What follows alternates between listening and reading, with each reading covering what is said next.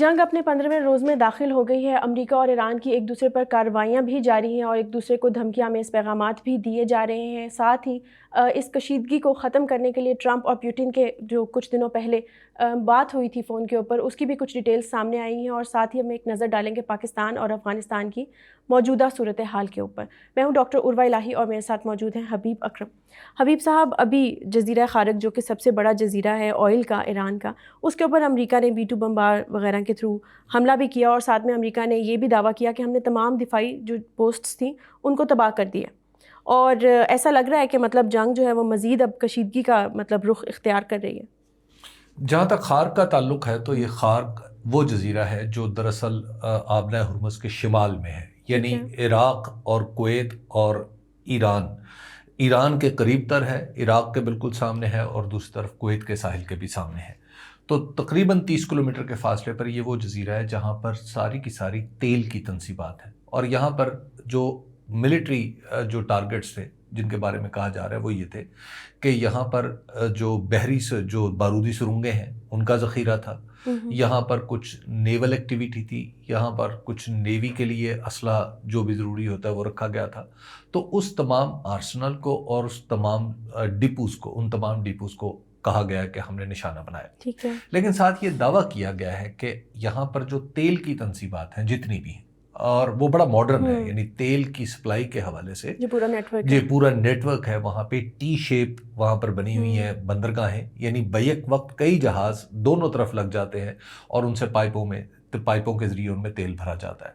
تو اس net work کو بچایا گیا ہے، ابھی اس نیٹ ورک پہ حملہ نہیں کیا گیا۔ امریکی صدر نے کہا ہے کہ اگر ایران نے ہتھیار نہ ڈالے اور ایران نے ہمارے ساتھ ڈیل نہ کیا جو ہتھیار ڈالنا ہے، تو پھر ہم اس فیصلے پر بھی نظر ثانی کریں گے کہ یہاں پر جتنی بھی تیل کی تنصیبات ہیں انہیں تباہ کرتے ہیں۔ اور حبیب صاحب یہی کہ آبنائے ہرمز میں جو مطلب ابھی ٹریڈ چل رہی ہے آئل کی جس کو روکا ہوا ہے، تو اگر ایران اس کو کنٹینیو کرے گا مداخلت، یہ بھی ایک شرط ہے نا؟ جی، تو دیکھیے اب اس کے بعد پھر ساتھ یہ کہا جا رہا ہے کہ اچھا پھر اس سے جڑی ہوئی ایک بات یہ ہے کہ جب اسرائیل نے حملہ کیا تھا تہران پہ ایک آئل ڈپو پہ اور اس کے ایران کے کئی شہروں میں، تو اس وقت یہ مشورہ دیا تھا بنجامن نیتن یاہو نے ڈونلڈ ٹرمپ کو کہ آپ یہ خارق جو جزیرہ ہے اس کے اوپر حملہ کر دیں اور اس کو اوبلیٹریٹ کر دیں، تاکہ ایران کی جو معاشی صورتحال ہے وہ خراب ہو جائے، کیونکہ ایران کی ساری جو معاشی صورتحال ہے وہ تو تیل پہ ڈیپینڈنٹ ہے۔ تو تیل کا جب سسٹم آپ خراب کر دیں گے تو ایران معاشی طور پر کرپل کر جائے گا، یہ ایک وجہ تھی۔ اب اس کے فوری طور پر بعد میں جب خود اسرائیل نے حملہ کیا تو امریکہ کی طرف سے کہا گیا کہ بھائی آپ یہ نہ کریں، تیل کی تنصیبات پہ حملہ نہ کریں، کیونکہ پھر جوابی حملے بھی ہوں گے نا۔ تو اب جب جزیرہ خارق پر حملہ ہوا ہے تو آپ دیکھ لیجئے کہ ایران نے بھی حملے کرنا شروع کر دیے ہیں، UAE پہ بھی حملہ کر دیا ہے۔ سعودی عرب میں البتہ ایک چیز ہے کہ سعودی عرب میں صرف اڈے کو، وہ پرنس سلطان بن عبدالعزیز جو اڈا ہے اسی کو نشانہ بنایا جا رہا ہے، باقی کسی چیز کو نشانہ نہیں بنایا جا رہا۔ لیکن UAE کو ایران کہہ رہا ہے کہ آپ جو اس کی پورٹ کے ارد گرد کے علاقے ہیں انہیں فارغ کر دیں، جیسے جبل علی وغیرہ ہے ان کو خالی کر دیں، وہاں پر پیغام بھیجا جا رہا ہے۔ تو اب جو جنگ ہے وہ دراصل داخل ہو گئی ہے ایک دوسرے کے سسٹم کو کرپل کرنے۔ حبیب صاحب ہم اس کو کہہ سکتے ہیں کہ اب یہ اگلا مرحلہ سٹارٹ ہو گیا ہے، زیادہ کشیدگی ایکسپیکٹ کرنی چاہیے اس میں۔ اب کشیدگی میں اب کمی یا زیادتی تو کیا ہوگی، دراصل اب جنگ کی شدت میں کمی یا زیادتی ہوگی۔ تو جب آپ اس طرح کے ٹارگٹس جیسا کہ جزیرہ خارق ہے، تو اس میں یعنی بالکل تیل کی تنصیبات کے بیچ میں کسی ڈپو کو یا کسی جگہ کو نشانہ بناتے ہیں، تو دراصل آپ سگنل تو یہ دے رہے ہیں کہ اگلا نشانہ یہ ساری تنصیبات ہوں گی۔ تو جب تیل کی تنصیبات کو نشانہ بنایا جائے گا تو اس کے نتیجے میں آپ ذرا تصور کیجئے کہ ایران کی تو معیشت چلیے تباہ ہوگی، اس کے بعد جو ایران کی جوابی کارروائیاں ہوں گی وہ کہاں ہوں گی؟ وہ بھی تو تیل کی تنصیبات پر ہوں گی اور خلیجی ممالک تو حبیب صاحب تو پورا خطہ پھر اب اس کی لپیٹ میں آ جائے گا، اور پھر اس کی وجہ سے جب تیل کی سپلائی رکے گی تو پھر پوری کی پوری دنیا کی معیشت دباؤ میں آ جائے گی۔ Is it worth it حبیب صاحب؟ میرا نہیں خیال کہ ایک رجیم چینج کے لیے میرا نہیں خیال کہ ایک رجیم چینج کے لیے سب کچھ کافی ہے، لیکن اصل مسئلہ یہ ہے کہ امریکہ کے اندر اس بات پر یکسوئی نہیں آ رہی کہ ہم نے زمینی حملہ کرنا ہے یا نہیں کرنا۔ اب حبیب صاحب یہ جو B-2 بامبرز مطلب یہ B-1 اور B-52 بامبرز کی بات ہو رہی تھی کہ یہ وہاں جائیں گے، اتنے تھاؤزنڈس کا پے لوڈ جو ہے یہ ڈراپ کریں گے اور سارا کچھ، اور یہ جو بات ٹرمپ نے کی کہ ہم نظر ثانی بھی کر سکتے ہیں، آئل نیٹ ورک کو ہم ابھی تو انٹیکٹ رکھا ہے لیکن ہم اس کو تباہ بھی کر سکتے ہیں اگر ایران نے مداخلت جاری رکھی، ٹریڈ روٹ کو بند رکھا. تو اب اس کے اندر آپ یہ بتائیں کہ امریکہ کے تو بہت سے دعوے ہوتے ہیں، تو کیا ابھی بھی جو امریکہ کا دعویٰ ہے کہ ہم نے تمام دفاعی جو ایران کی مطلب چیک پوسٹ تھیں ان کو تباہ کر دیا، تو اس میں کس حد تک صداقت ہے؟ ایران کے پاس اتنے ہتھیار موجود نہیں ہیں جتنے امریکہ کے پاس ہیں. ایران کے پاس جہاز بھی موجود نہیں ہے. ایران کے پاس اب تک 2 ہی ہتھیار ہم دیکھ چکے ہیں اس جنگ میں، ایک ہیں ڈرونز اور ایک ہیں میزائلز. لہٰذا باقی سارے ہتھیاروں کی کمی آبنۂ ہرمز پوری کر رہی ہے. لیکن حبیب صاحب ایک اور چیز، ایران کے پاس اسٹریٹجی ہے. دیکھیے اسٹریٹجی اس کے پاس یہ ہے کہ ہم نے بچنا ہے، ٹھیک ہے، سروائیول کی جنگ ہے سروائیول کی اور ان جنگ کے ہے. اہداف بہت کلیئر ہیں. اب ان کے پاس جو ان سارے ہتھیاروں کے جواب میں ایک ہی ہتھیار ہے، وہ ہے آبنۂ ہرمز. تو آبنۂ ہرمز کے بارے میں یہ کہنا اس کے جنگ میں جو ایران کے اوپر جو حملہ کر رہے ہیں امریکہ اور اسرائیل، یہ کہیں کہ آپ آبنۂ ہرمز کھول دیں، تو بالکل ایسا ہی ہے کہ آپ نے کسی دشمن کو یہاں سے پکڑا ہوا اور آپ کو پتہ ہے کہ میں نے اگر اس کا گلا چھوڑا تو یہ مجھے مار دے گا، تو ایران کیوں کرے گا یہ، کیوں آبنۂ ہرمز کو کھولے گا؟ تو لہٰذا آبنۂ ہرمز تو ایران کے پاس ایک ایسا ترپ کا پتہ ہے کہ جس کو وہ بڑا افیکٹولی استعمال کر رہا ہے. اور پھر دیکھ لیجئے، یہ دیکھیے کہ آبنۂ ہرمز کو بند کرنا ایک کام ہے، وہ فی الحال تو ایران ایک ملک کے طور پہ ہے نا، ایک چھوٹا سا گروپ بھی اس کو بند کر سکتا ہے. بہت تھوڑے سے ہتھیاروں کے ساتھ، بہت تھوڑے سے ساز و سامان کے ساتھ آبنۂ ہرمز کو مکمل طور پر بند کیا جا سکتا ہے. تو اس لیے ایران کی طرف سے کہ آبنۂ ہرمز کھولی جائے، ایران کھولے، تو اس کے لیے ایران کافی بڑی کاسٹ لے گا. اور جیسے ایران نے ایک سیاسی دباؤ پیدا کیا ہے پوری دنیا کے اوپر اس کو بند کر کے، تو وہ تو یہ چاہے گا کہ سیاسی دباؤ اور بڑھے اور آخر کار نوبت یہاں تک آئے کہ ایران اور امریکہ کے درمیان مذاکرات پر بات آئے اور پھر صلح صفائی ہو. ایونچولی تو حبیب صاحب ایک حل تو یہی نکلتا ہے کہ آخر کار آپ کو ٹیبل پہ بیٹھنا پڑتا ہے. لیکن یہ جس طرح امریکہ کی طرف سے دعوے کیے گئے اور اس نے یہ کہا کہ ہم نے بالکل تباہ کر دیا ہے، اور یہ کہ جو کچھ بچتا ہے وہ بچا لیں، ٹھیک ہے، یہ کیا بوٹس آن گراؤنڈ کی انڈیکیشن ہے کہ اب ہم یہ نیکسٹ مرحلہ ہوگا؟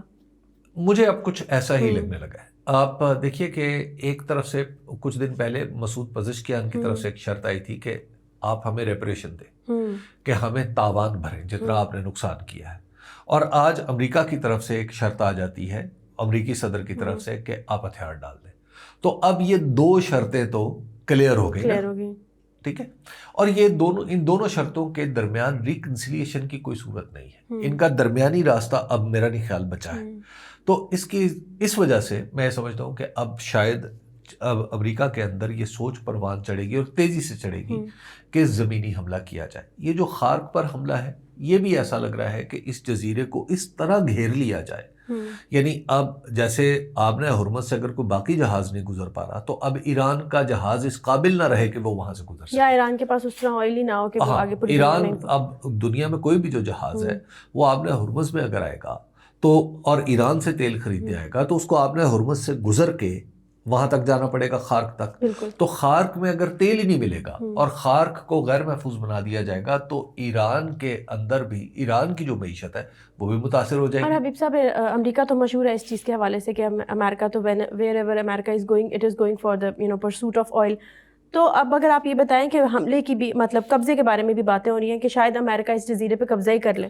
دیکھیے یہ قبضہ بالکل یہ ایک ابتدا ہو سکتی ہے. اس جزیرے پہ قبضہ کرنا اگرچہ مشکل کام ہے، کیونکہ یہ بات ٹھیک ہے کہ اس جزیرے کے ایک طرف انتہائی شمال میں عراق ہے اور اس کے مغرب میں سعودی عرب بھی آ جاتے ہیں، قطر بھی ہے اور کویت بھی ہے، اور پھر اس کے دوسری طرف مغرب میں آپ یعنی مشرق میں ایران ہے، ایران کا ساحل ہے. ظاہر ہے جب یہ وہ جزیرہ ہے کہ یہ آپ اس کو کہہ سکتے ہیں کہ محاذ کا اگلا حصہ ہے، اگلا پڑاؤ ہے. یعنی یہ آپ کا وہ فرنٹ ہوگا کہ جس پہ اگر فوج جاتی ہے یا کوئی جگہ یا اس پر کوئی بھی کسی بھی قسم کی اس کو بیس بنایا جاتا ہے، تو دراصل پھر یہ ہراول دستہ ہوگا ایران کے اندر داخلے کا.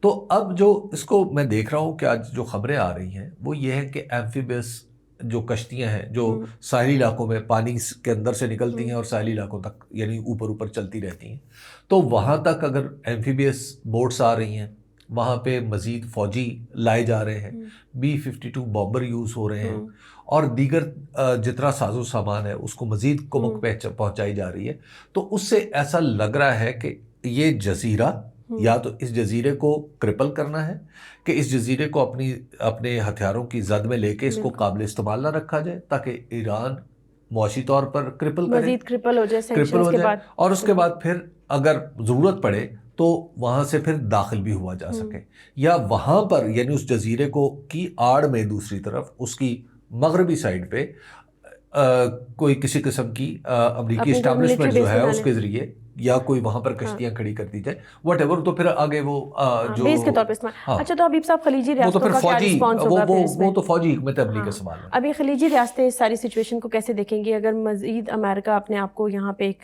اسٹرانگ ہولڈ بنا لیتا ہے اپنا، تو خلیجی ریاستیں جو ہیں آپ کو لگتا ہے کہ وہ سپورٹیو ہوں گی، یا اس طرح سے آئل کے ڈپوز کو اگر وہ برباد کرنے کی کوشش کرتا ہے تو پوری دنیا کوئی رسپانس کرے گی؟ جہاں تک خلیجی ریاستوں کا معاملہ ہے تو انہوں نے تو امریکہ کو اڈے دے کر ہوسٹ کیا ہوا، تو لہٰذا امریکہ کی موجودگی ان کے لیے تو حفاظت کا سبب ہوگی نا، ان کے لیے تو پریشانی کا باعث نہیں بنے گی۔ ٹھیک ہے، اب امریکہ اگر ایران کے اندر گھس جاتا ہے تو بھی زیادہ پریشانی ان کے لیے نہیں ہوگی، کیونکہ ایران کو انہوں نے اپنا دوست کبھی نہیں سمجھا۔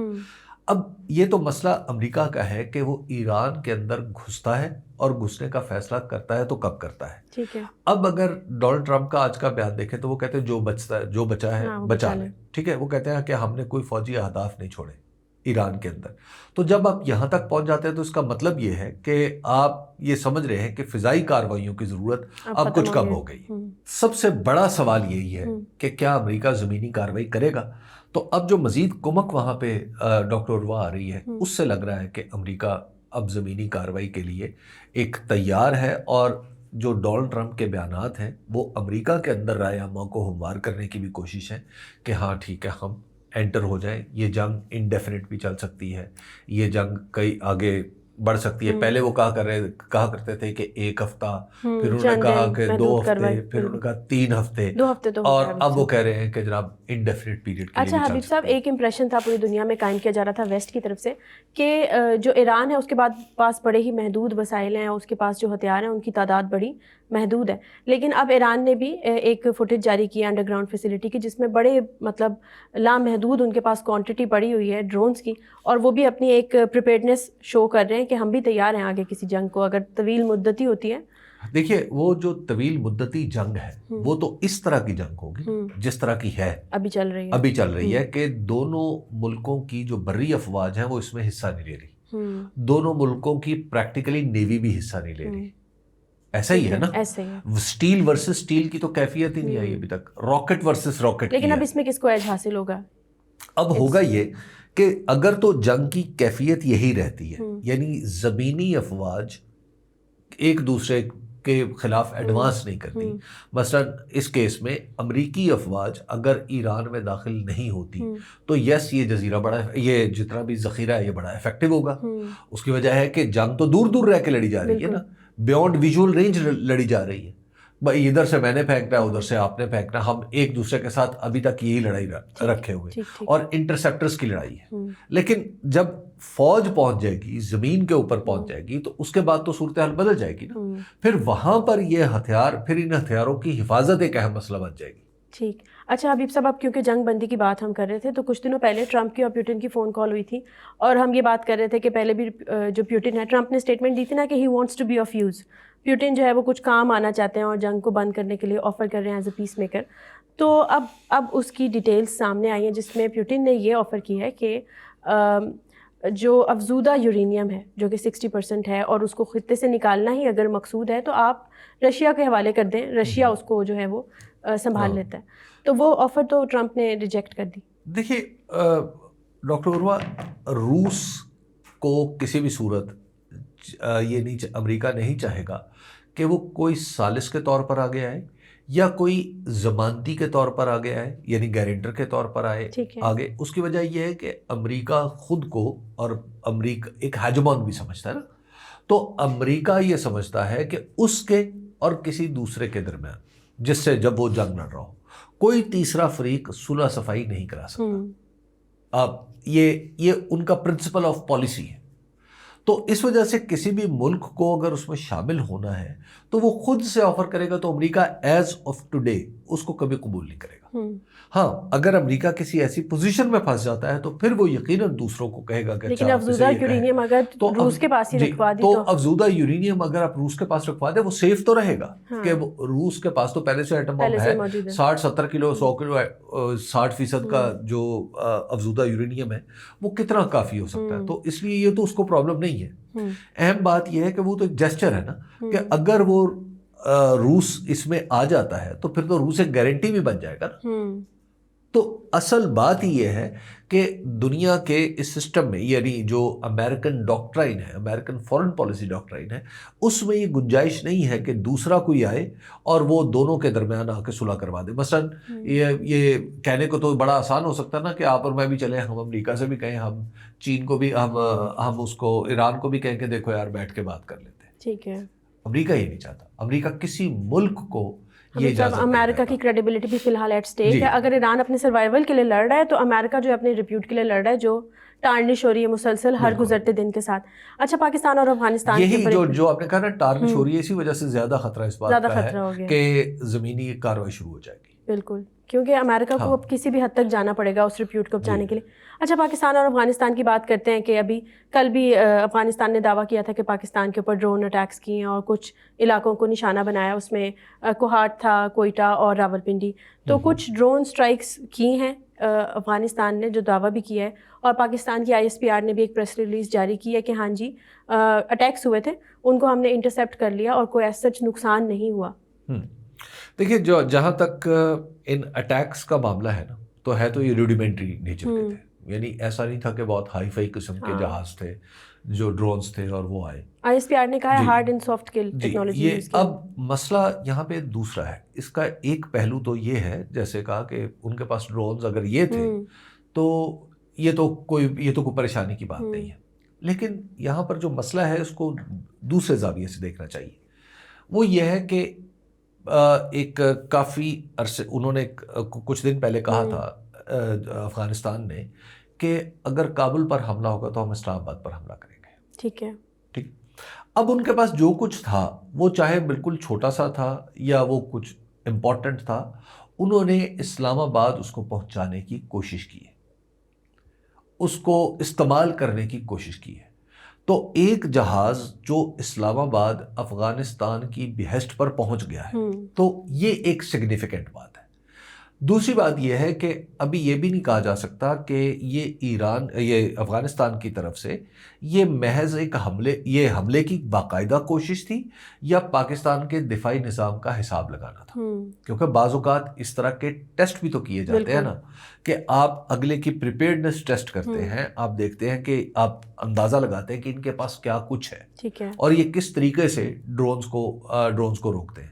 تو اب ڈرونز کو اگر اس طریقے سے روکا جاتا ہے تو کل کو کیا ہوگا؟ کیا ان کے پاس ڈرونز اسی طرح کے ہیں یا اتنے ہی تھے یا اس سے کوئی بڑا ذخیرہ بھی موجود ہے؟ تو یہ ابھی اس کے بارے میں ظاہر ہے حتمی طور پر تو کچھ نہیں کہا جا سکتا. دوسرا اس سے جڑا ہوا معاملہ یہ ہے کہ افغانستان اور پاکستان کے درمیان معاملات میں سفارتکاری کی گنجائش بہت زیادہ ہے.